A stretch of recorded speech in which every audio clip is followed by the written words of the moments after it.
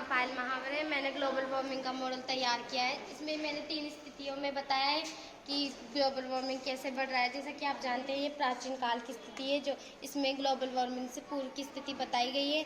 और ये global warming की स्थिति है, इसमें प्रदूषण कैसे बढ़ रहा है, ग्लोबल वार्मिंग कैसे बढ़ रहा है, ये बताया गया है।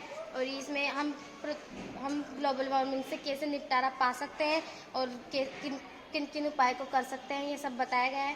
प्राचीन काल में कोई भी नई तकनीकी नहीं थी, प्रदूषक नहीं था, तब सूर्य की किरण, तब सामान्य जलवायु थी।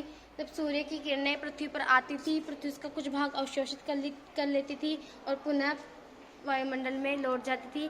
परंतु अब वर्तमान में मानव के क्रियाओं द्वारा उसने ऐसे कई उप उत्पाद बनाए जो वर्तमान में वायुमंडल में सामान्य संगठन में परिवर्तन करने लगे। तब वाहनों से निकलने वाली धुआं, फैक्ट्रियों से निकलने वाली धुआं, नाभिकीय विस्फोट से निकलने वाली ग्रीन हाउस गैस और खुले में रॉकेट की धुआं, ज्वालामुखी से निकलने वाली ग्रीन हाउस गैस और जंगल की आग। इसलिए जब सूर्य की किरणें अब पृथ्वी पर आती है तो पृथ्वी का कुछ भाग अवशोषित कर लेती है, परंतु जब वो लौटती है तो इन सब कारणों से निकली CO2 और CH4 से एक प्रदूषक परत का निर्माण होता है, तो वो उससे टकराकर पुनः पृथ्वी पर आ जाती है। जिससे पृथ्वी का तापमान बढ़ रहा है, ग्लेशियर्स पिघल रहे हैं, गर्म समुद्र हो रहे हैं, समुद्र मूंगा नष्ट हो रहा है और कई बीमारियां उत्पन्न हो रही हैं।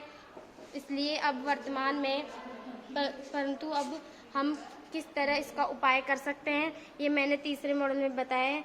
जैसे कि पौधों को नियमित पानी देना, अधिक पेड़ लगाना और जैसे निजी वाहनों की बजाय सार्वजनिक वाहन उपयोग में लाना, बैटरी वाले रिक्शा उपयोग में लाना और खुले में शौच न करने की बजाय शौचालय का निर्माण करवाना और गैर परंपरागत स्रोत जैसे सौर ऊर्जा और पवन ऊर्जा का निर्माण करना।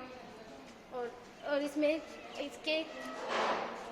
इसके निपटारे के लिए कई सम्मेलन भी हुए हैं। जैसा कि हाल ही में जो सम्मेलन हुआ है उसका नाम है COP26। इसमें हमारे देश में कई देशों ने भाग लिया, हमारी पृथ्वी पर कई देशों ने भाग लिया। इसमें भारत ने श्रीमान नरेंद्र मोदी जी ने भाग लिया। उन्होंने बताया कि हम इसके निपटारे के लिए क्या क्या उपाय कर सकते हैं। 2030 तक बैटरी वाली गाड़ियों का उपयोग किया जाएगा और 2070 तक कार्बन की मात्रा को 0 कर देने के लक्ष्य रखे गए, जिससे ग्लोबल वार्मिंग से समस्या से निपटारा पा सकेंगे।